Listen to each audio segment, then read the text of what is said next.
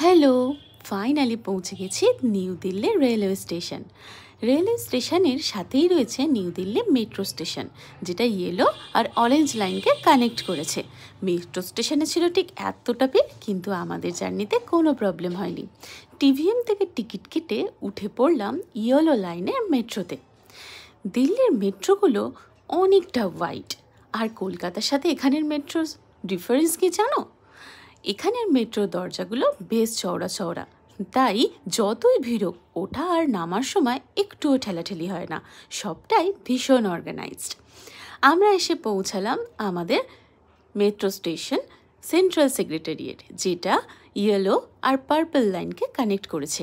এখান থেকে ধরবো আমরা পার্পল লাইনের নেক্সট মেট্রো। এসে গেছে আমাদের নেক্সট মেট্রো, উঠে পড়েছি। আর একটা মজার জিনিস কি জানো, এখানের মেট্রোগুলো সবই আন্ডারগ্রাউন্ড, কিন্তু মোবাইলের নেটওয়ার্ক একদম যায় না। অবশেষে আমরা এসে পৌঁছালাম আমাদের পার্পল লাইনের নেক্সট স্টেশন আইটিও।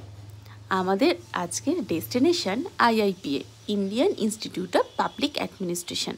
আগামী 4টে দিন আমরা সবাই ওখানেই থাকবো, তাই পৌঁছে গেছি আইটিও। বেঁচে গেছে ঘড়িতে দুপুর 12টা। প্রচণ্ড খিদে পেয়েছে, তাই তাড়াতাড়ি করে আমরা বেরিয়ে পড়লাম। তাহলে কেমন লাগলো আমার মেট্রো চাপার অভিজ্ঞতা? দিল্লি কেন এলাম, কী বা করলাম, কোথায় কোথায় গেলাম, সেটা জানার জন্য দেখতে হবে আমার নেক্সট ভিডিও। তাই আজকে টাটা।